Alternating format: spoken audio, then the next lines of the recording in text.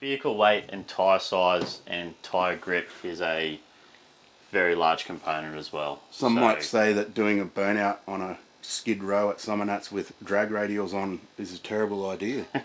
Would you say that was true? Well, apparently it is. The evidence suggests as much. We'll try it again though.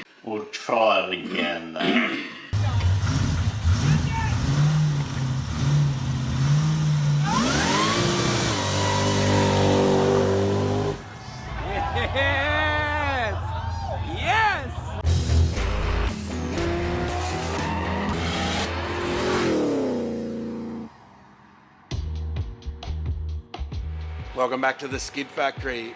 In a previous episode, you would have seen Mark and ourselves pull apart the Power Glide out of the crown, clean it up, replace the broken pump, put it all back together. There was one thing else that we needed to do before we can refit it to the car, and that's open the converter up and clean out the probably bits of powdered metal that are in there. So that's what we're doing today. We've got my neighbour Dave here. He's a retired fitter machinist, knows his way around a lathe, and he's also a very experienced racer and car guy. So he said to me, oh yeah, I used to do that stuff in the 80s. It's no problem at all. Have you got a stick welder and a lathe? And I said, I don't have a stick welder, but I got a lathe and a MIG.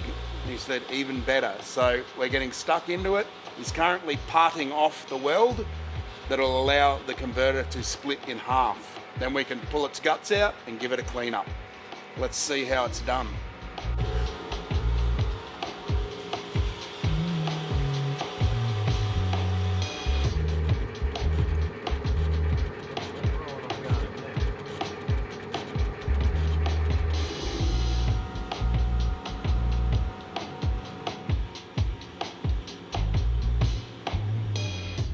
So an easy way to tell that you've gone through is obviously it's going to start bleeding. It's still got a fair bit of oil inside it because you can't really get it out properly. So we've started to get little puffs of smoke while the machining's happening, and you can just see there's oil running down there now. So we're almost there. It's actually a lot of weld there, so it's obviously done pretty sturdily in the first place. So it takes a little bit of time, but the trick is to find where the weld is. Yes, right. Because the weld's out wide, you think, you know. Do we need a stick welder, Dave, or were you just joking about that before? Can we do it with a MIG, or do you need the... Mate, I used to do it with a stick. You didn't have MIGs back in the day.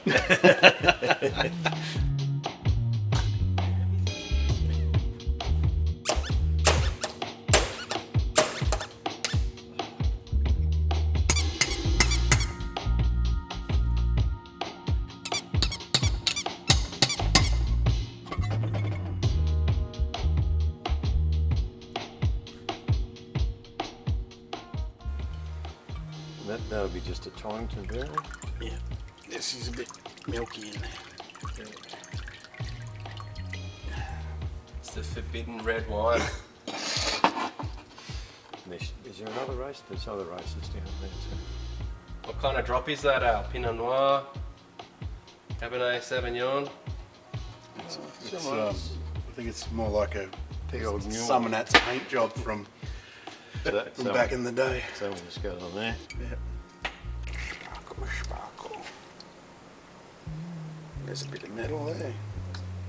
Oh, damn, Joby. You find some metal? Bits. They might be just from us splitting it apart too. There's a converter apart. Took a little bit of, hammering. It's all good. That's the way it's done.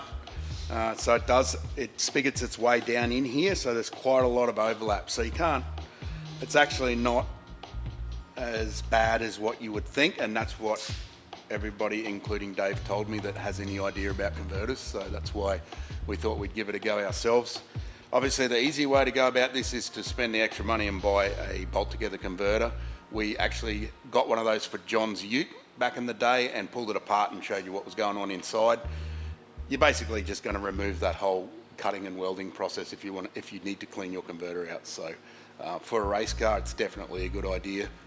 My car wasn't supposed to be a race car, but something happened along the way, and now I'm cutting converters open. But that's all we got to do now. We just got to clean everything, assemble it all back up, and then put it back in the lathe, tack it, and then do a final weld on it. Do you have to MIG or can you TIG or? Well, MIG is what is mostly done, and you did ask Matt about that, and he said you probably just put too much heat in it if you try and TIG weld it. So a well set up MIG is going to do the job. That's how it would have been done in the first place, so we'll do that.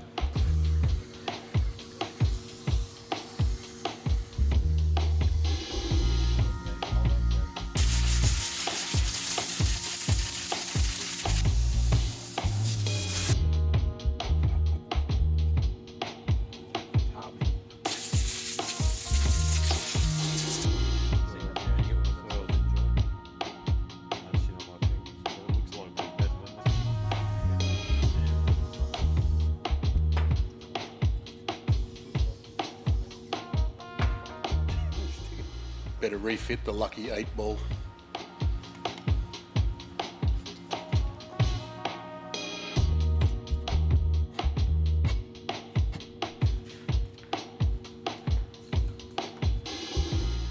Because we're using a live center to hold the other side of the converter, we machine this little aluminium spigot up to go down inside. It's an Almus machinist fit, so it's within a millimeter. That's just to allow this small live center to hold the end of that half of the converter, which it does well. So now we've just got to Dave's got to make it all straight again because he's a machinist guy. And then we'll tack it together, and we've put some reference dots on here, so it's all going to be in the same place as it was before. But it actually just comes right down and seats inside here. So, and it's all still got the right end float and everything going on. So it's all been built properly in the first place, basically. Shouldn't that much. Probably going the wrong way, isn't it? We're going to go, so it takes us, when I bash it, it takes it away, doesn't it? So we're going to go away. We started on putting the converter back together last night. We had it mounted the same way that we cut it apart, but we found that having the 3-jaw chuck just holding on to the spigot that goes in the back of the crank, it just wasn't accurate enough. We couldn't keep the pump body solid while we were trying to tack it. So we were getting all sorts of dramas because we've got to keep this pump drive straight. So the oil pump drive in the auto, this is the pump on the converter, so the bit that bolts to the flex plate. So what we've done this morning, we called it last night and decided to come back with a fresh head. We've got this is a face plate that comes with your lathe, so you remove the 3-door chuck and this clips in, but what I've done is actually machine the face plate down so it fits around the converter really neatly, then made some brackets to bolt it to it. So that's nice and sturdy now. It's sturdy as the lathe is. Now we can sort of manipulate the other side of the converter to try and get it to run true. We had to Google to see how true it needs to run, but Dave is old school, so he wants it to be perfect anyway. What we found is the welding process has a huge bearing on it. Doesn't matter how close it is. When you weld it, it'll shrink and pull at one side. So what we're doing now is just working on the low side and continually welding it, watching the dial gauge. So I get 2 inches or 50 mil of weld, and that'll pull it right across. Dave's watching the gauge, tap me on the shoulder, and I stop. Then we go and look for the next low spot and keep welding it and doing it that way. So yes, this is not easy. We probably shouldn't have bothered doing it, but hey, you don't know until you try. So Now we're making a video. once this goes back in the car and it works mint, I'll never do it again. If it doesn't work, I'll probably buy a new converter. Maybe we should title the video "How Not to Clean Your Converter." Are you sure you don't want to pay someone to clean your converter? That might be the title. Look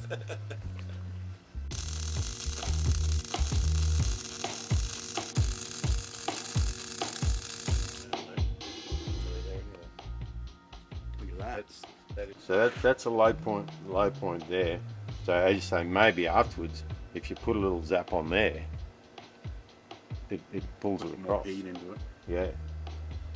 So maybe we should. Can you turn it and show me that low point, Dave? Or maybe just heat it.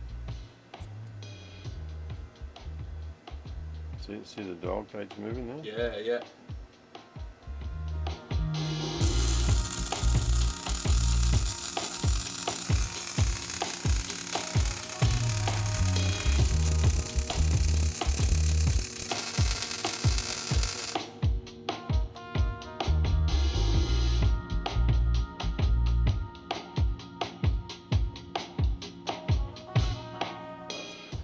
We think we got it all sorted now. Our run out is at 3 thou, which according to Pete, thanks Pete for letting us know, anything under 10 is acceptable. So we're well under it. Thanks to Dave for putting in the effort to cut it up, put it back together for us and do all that old school machining measurement of things. Dave wasn't happy with 10 thou, so we got it down to 3. So there you go. Now we just got to give it a clean up and put some paint on it so we can throw it back in the trans and throw it back in the car. We originally thought, oh, let's do this and see how hard it is, and maybe it'll be good information for people if they wanted to do it themselves. It's not the easiest thing. Cutting it apart and cleaning it out's pretty straightforward if you've got a lathe and you know how to use it. But putting it back together was a lot more difficult to get that run out right. It's definitely doable, but yeah, I mean, it's probably, if you're going to pay $300, I think is the going rate to get a converter specialist to do it, probably not a bad idea just to pay the money. What's an even better idea is to just buy a bolt together converter, pay that bit of extra money. If you think you're going to have to lunch your trans every now and then, you've got like a high powered drag car, you might need to change a stator. Bolt together is a no-brainer. Just the amount of time it saves just to clean it is, it's off the charts. So consider it. I wish I had got one, but here we are. Let's chuck back in the car and do some burnouts or something. Get some ice cream. What colour do you want to paint it, Woody? We can paint it Hilux grey, same colour as your bumpers. It's not Hilux grey. Yeah, it is. It's Land Cruiser grey. 3E9. Was that the paint You can code? tell because it's got less power per litre than a Hilux. No, it's got less overall power, I think, actually. Anyway, that's another story. Thanks for watching. We'll see you next time. We don't have any white though, sorry. We've only got black, or maybe dark blue. That's actually black. It's actually black, yeah. Yeah, and do you want a hat for your bald head too? I don't wear hats. You don't wear hats? Never have. Can't wear a hat. What do we got? Stubby Coolers coffee cup? You want a coffee cup? I'm fine. I've got plenty of cups. I only need one cup at home. There's only me. Okay, well come on Can't out. give me nothing. No, I'm fine. I thought we were done on the lathe. I thought we were done on the lathe, but we're not. I thought we were done on the camera. So we just loaded up the converter into the box, put the box in, and obviously you got to check your setback of the converter to the flex plate. In this case, there is none, so the only thing we can do is, other than put a mid plate in between the gearbox and the transmission, is put this back in the lathe and just take 3 mil off of these pads, and also off of here as well, because that does bottom. This converter was made very precise tolerances to suit the box, because I got it all at once and it only had like 2 mil of setback. And now that we've changed the pump's different. It hasn't been machined because it's new, so we've got to get back those couple of mil. How do you reckon George feels about it? I reckon he's quite happy because he's not into cars, living the dream. Almost looks like he's naked there, doesn't it? You love it. Was that above your bedroom? He gave me that. Timmy, wasn't Timmy it? did, yeah. Timmy gave it to me and never told me that he gave it to me, and I never knew who gave it to me. Until one day he said, "How's your George poster?" And that was like a year later. To go with Kramer. Maybe we can put a use your brain sticker underneath Kramer. Kramer's the original use your brain. Oh, I just thought of a merch idea.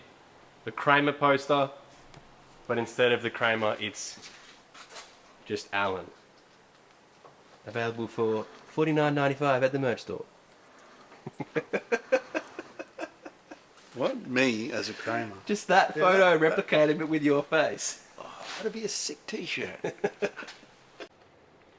That new pan worked a treat to keep it off the ground, didn't it? It's just not quite as tough as the old one. The old one must have just skipped along like a stone on the cool pond. Damn. The good news is there's nothing wrong with the converter, pump or transmission except for the big hole in the pan. Good effort, brother. Good effort. So what's the moral of the story here then? Don't make your car too low, kids. For once, you were actually stancy pants. Yeah, it looks stupid. It looks good. It looks real stupid when it's on the side of the road with a puddle underneath It it. looks real stupid when it doesn't leave the hoist.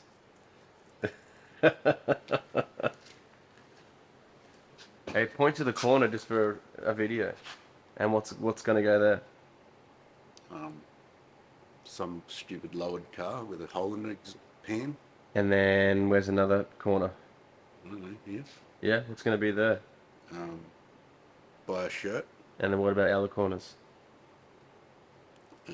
Watch this video from back in the day.